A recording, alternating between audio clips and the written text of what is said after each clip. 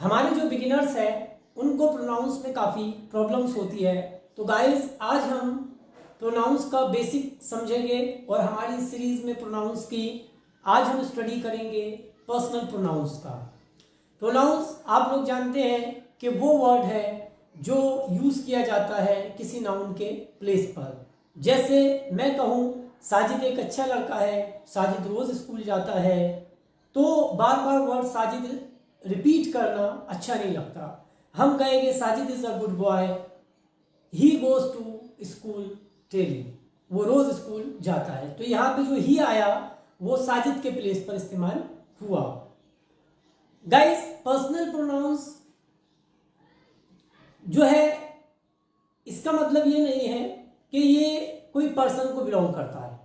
ठीक, personal pronoun में person भी शामिल है और इसमें थिंग भी शामिल है। तो देखते हैं हम इसे। यहाँ देखिए हमने इसे वर्टिकली जो है 3 पार्ट में डिवाइड किया है। फर्स्ट है सब्जेक्ट, सेकंड है पॉजेसिव डिटर्मिनर और थर्ड है ऑब्जेक्ट। पॉजेसिव डिटर्मिनर्स को पॉजेसिव एडजेक्टिव भी कहा जाता है। तो गाइस देख लीजिए आप कि जैसे हम पहले से वर्टिकली देख लेते हैं, आई यानी मैं और वी यानी हम। वी यानी हम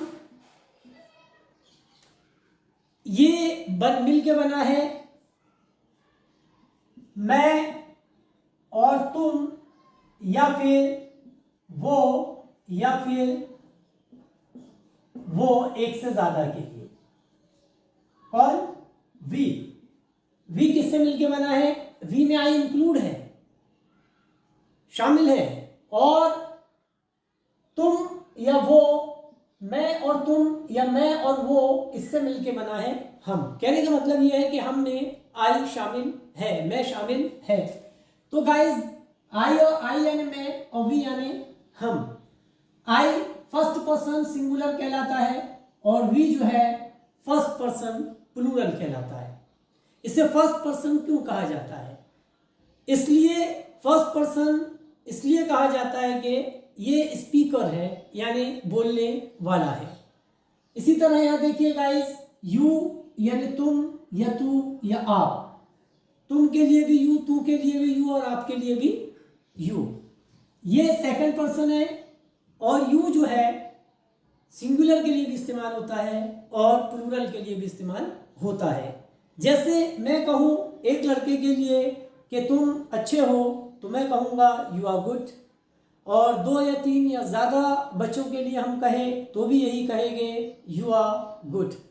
तो यू एक लड़के के लिए, एक के लिए भी इस्तेमाल हुआ, सिंगुलर के लिए भी इस्तेमाल हुआ। यू जो है एक से ज़्यादा के लिए भी इस्तेमाल हुआ यानी प्लूरल के लिए भी इस्तेमाल हुआ। तो यू जो है सेकंड पर्सन सिंगुलर भी है और सेकंड पर्सन प्लूरल भी है। सेकंड पर्सन मीन्स सुनने वाला, लिसनर, जो किसी को सुन रहा है यानी फर्स्ट पर्सन को जो सुन रहा है वो सेकंड पर्सन। इसी तरीके से ही, शी, इट और दे ये थर्ड पर्सन रिगार्ड किए जाते हैं, इन्हें थर्ड पर्सन कहा जाता है।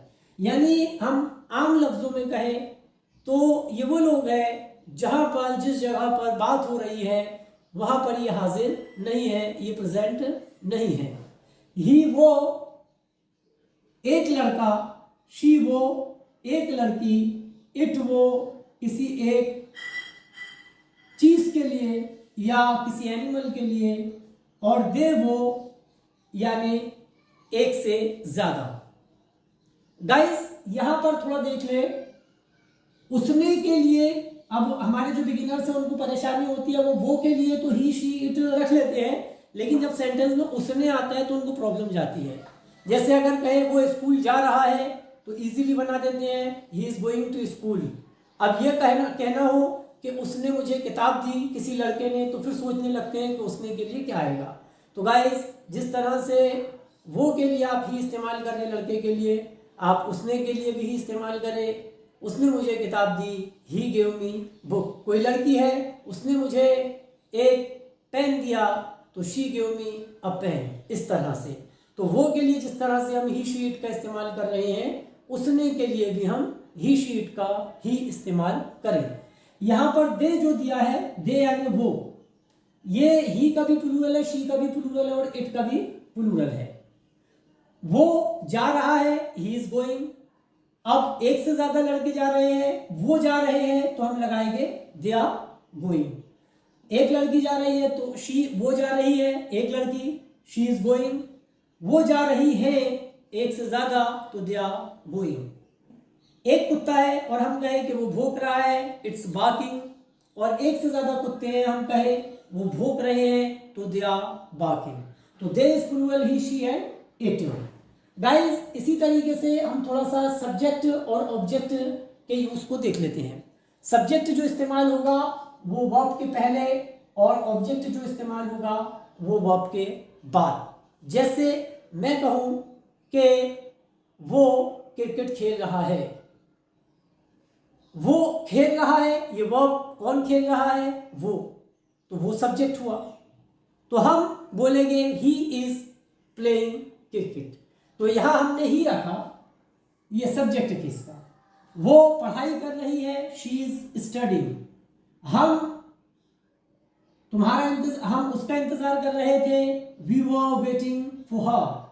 मैं मेरे काम में बिजी हूं, I am studying my job.